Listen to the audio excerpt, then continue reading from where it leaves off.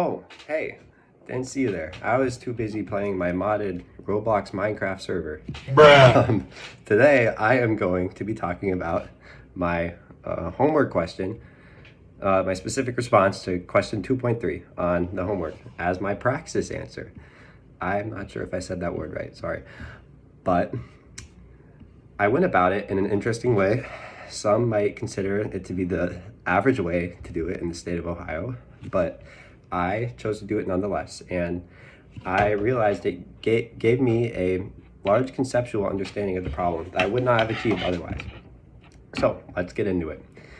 First, I started with the classic eigenvalue problem equation, and I said HV is equal to lambda V, and did some rearranging, substituted in for H with its definition, which was the identity matrix minus 2 times U transposed.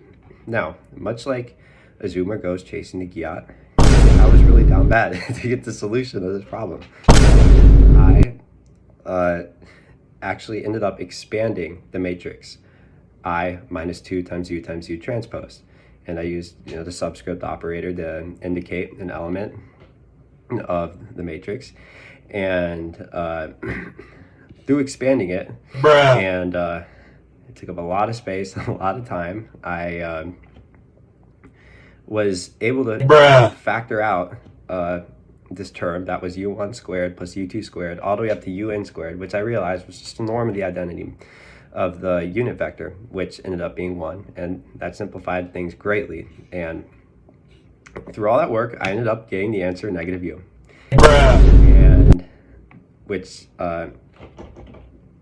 allowed me to figure out that the value for the eigenvalue was negative 1. Now, looking back on this question, I realized that there's a lot easier way to solve it, and instead of expanding out the vector,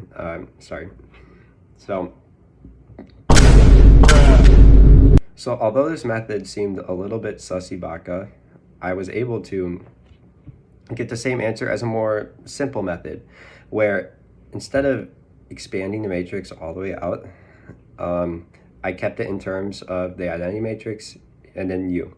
And through that, I was able to come up with the term U transpose U, which was the norm of the unit vector, and that ended up also yielding negative U. And even though this way was a lot easier, I still feel the struggles of the Ohio method allowed me to gain a more conceptual understanding of the problem at hand, as well as learn more about what was going on under the hood of all this notation. So all in all, although it felt a little bit goofy, I think it was a great way to solve the problem. And yeah, anyways, thank you for listening. I'm gonna go back to Among Us.